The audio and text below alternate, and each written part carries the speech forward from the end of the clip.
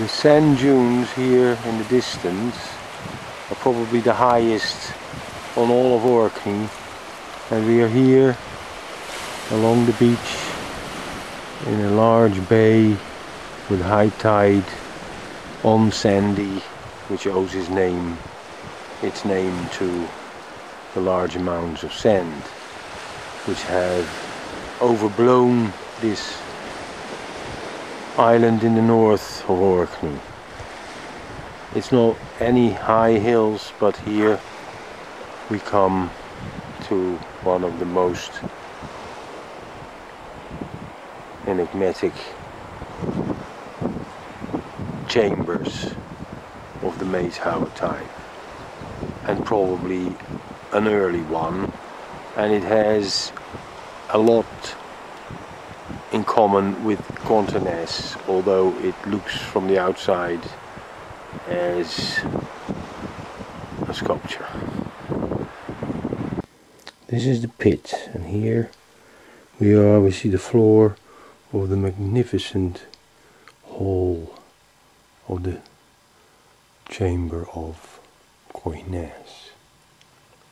This is high.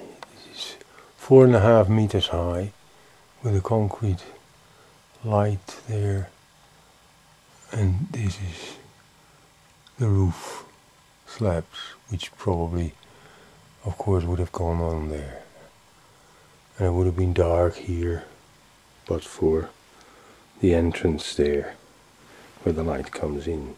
It has 6 side cells, and in that it is basically the same as quoyness. It is smaller, but it is of magnificent masonry. And it's supposed that many of these slabs are from the beach and have been water worn by the waves.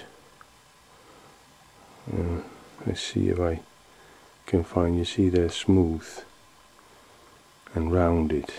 They're not.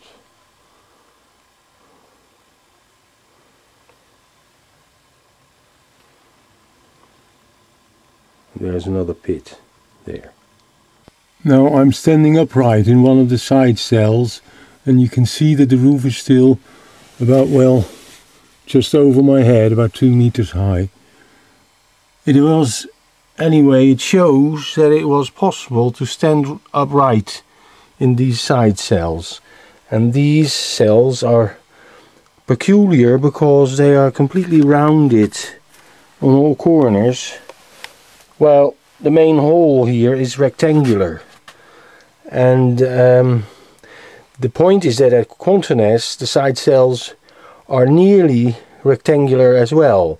So you see from Vincoy, which has no rectangularity at all, there more and more a rectangular pattern comes into the design of these chambers, and eventually then at Maeshowe we get the square plan, because all the others are rectangular, not square. We see here the lintel for one of the side cells, which is the biggest lintel to the biggest cell, so probably this was indeed symbolic. So let's enter this cell then, the big one. Again, there is space here between my head and the roof, but less than in the other one. But one could imagine that 2 grown-ups could stand upright here, and then that children and others were squatted around here. And this amount of people, we would say, okay, well, maybe 5-6 people could be sitting squatted in this cell, and their body warmth would heat up this small space more than enough to keep it warm.